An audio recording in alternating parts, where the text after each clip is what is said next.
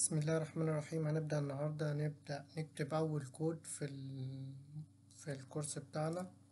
الكود النهاردة هنكتبه كابليكيشن في الكونسول.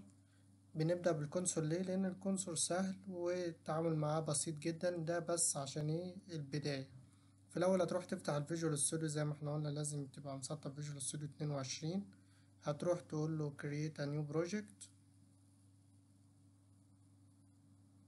هتقول انا هاجي هنا مثلا هكتب كونسول.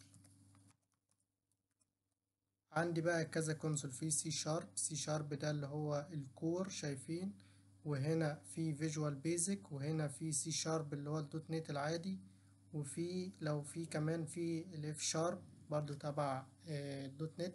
بس احنا النهارده هنشتغل على السي شارب، كونسول سي شارب اللي هو الدوت نت العادي، مش الدوت نت الكور. تمام، هتختارها وتقول له نيكست.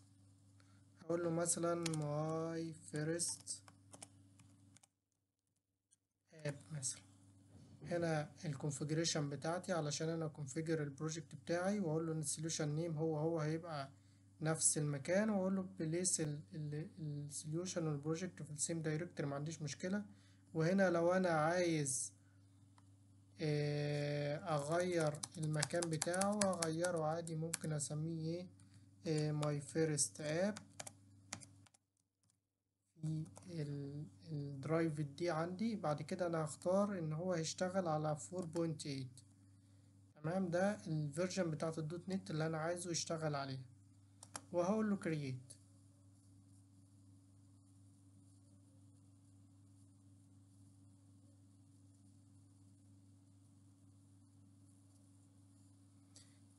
لو بصينا هنا على شكل البروجكت بسيط جدا، جاب لك ان هو ماي فيرست اب، جوه شويه بروبرتيز شويه ريفرنسز اب كونفج. احنا بالنسبه لنا اهم حاجه دلوقتي اللي هو البروجرام دوت سي اس. بروجرام دوت سي اس ده لو انتوا فاكرين جواه فانكشن المين، اللي احنا قلنا ان المين دي اللي بيبدا الكود يرن من عندها، يبدا ان الكود يشتغل من عندها.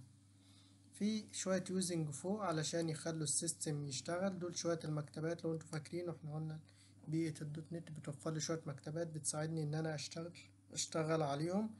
الحاجات دي دلوقتي معظمها انا مش محتاجها. احنا النهاردة هنعمل حاجة بسيطة جدا، هنيجي في المين بتاعتنا وهنعرض على السي دي بتاعتنا كلمة هلو وورلد. فانت ببساطة هنا هتقول له كونسول دوت رايت لاين، وهتقول له هلو وورلد،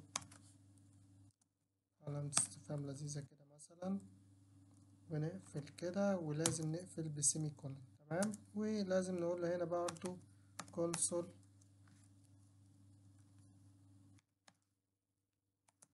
دوت ريد كي، علشان الكونسول بتاعي الشاشة متهربش منه. ده كده انا هكتب على الكونسول هلو وورلد. طيب انا عايز اخلي البرنامج بتاعي يشتغل. البرنامج يشتغل ببساطة من هنا تدوس له ستارت.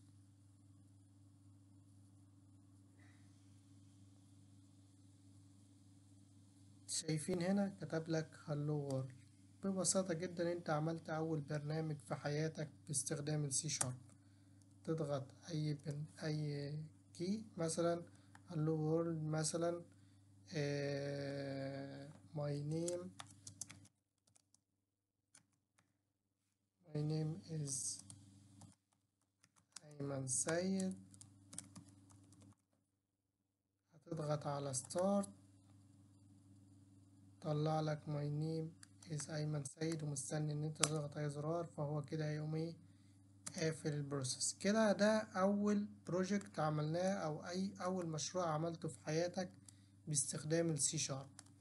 الاب دوت كونفج هنا فيها شوية كونفجريشن. إن شاء الله لما البروجكت كل ما يكبر الكونفجريشن بتاعتي هتكبر معاه. والريفرنسز دي اللي هي الحاجات اللي انا هستخدمها، المكتبات زي ما احنا قلنا في مكتبات كتير بتساعدني وانا بشتغل. دي المكتبات اللي هتساعدني في اثناء الشغل، وطول ما انا بكبر البروجكت بستخدم مكتبات من المانج ناجت. وده ببساطة النهاردة عرفنا ازاي نعمل بروجكت جديد في السي شارب من الكونسول. هنبدأ بقى ان شاء الله في السيشنز الجاية نتعرف في السنتكس بتاعت اللغة، لأن احنا عارفين دي لغة فكل لغة لها قواعد. فاحنا إن شاء الله من المحاضرات الجاية هنبدأ نعرف قواعد السي شارب ايه، وايه اللي محظور علينا نعمله في السي شارب، وايه البيست براكتس في السي شارب. بس هو مبدئيا لحد هنا احنا وصلنا ان انت تفتح الفيجوال ستوديو وتعمل اول بروجكت عندك وتكتب فيه براحتك ان انت تعرض داتا على الكونسول اب بتاعك. شكرا لكم واشوفكم السيشن الجاي.